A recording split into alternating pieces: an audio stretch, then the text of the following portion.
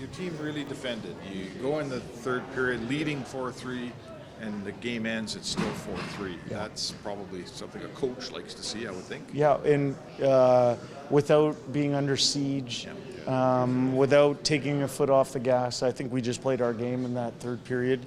It's a credit to our players. We talked a lot about continuing what we were doing to build the lead, making sure that their defense had to go back and fetch pucks and work through five of us in order to get back to our end. So, I thought it was a really competitive, entertaining hockey game. There's some moments we'd like to have back in it on the defensive side, but for the most part, I thought we controlled most of that game. Did you feel like that was a four-line?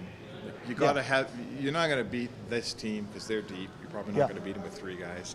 You need a four-line game, and you had that tonight. Yeah, I thought, and you know what, we've dressed 11 forwards, so we're just kind of, picking and spotting people through and stuff like that. But I thought we got contributions from all of our 11 forwards. I thought the 7D in different ways affected the game tonight. I thought it was a mindset that's going through our group, and I think it's been there since post-Christmas.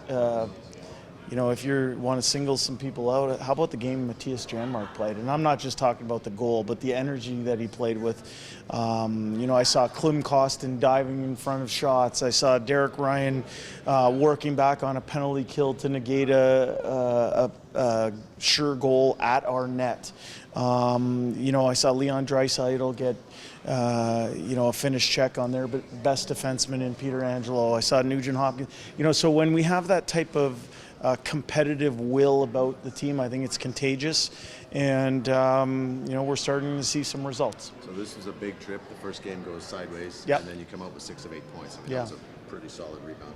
Yeah, you know what? And I thought, you said it. The first game didn't go our way. I actually thought 5-on-5 we did a lot of really good things in that game. It was our penalty kill that needed to get touched up. It did get, some work the next day in Anaheim. I thought we've seen some results since that. There were just moments we could be better, but we've pieced 3 in a row here together. Now it's about going back home, getting a little bit of rest here, getting a good practice in, and start attacking, the record at home. It's time. Everybody knows that. That's an area that we can be better.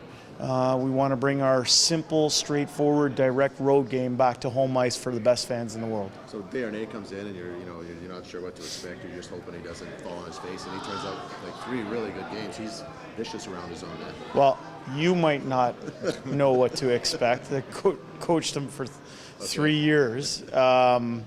And Dave Manson's been around him. We had a clear understanding that the real question was what type of impact could he have at this level versus the best players in the world. But in terms of his work ethic, his attention to detail defensively, just little things like his box outs and getting inside position. He's a big man. In the American League, we call them the seaweed man because players have to swim through seaweed to get to our net, and he's a very likable kid. He lays it on the line every night, and he gave us a contribution tonight to help us win.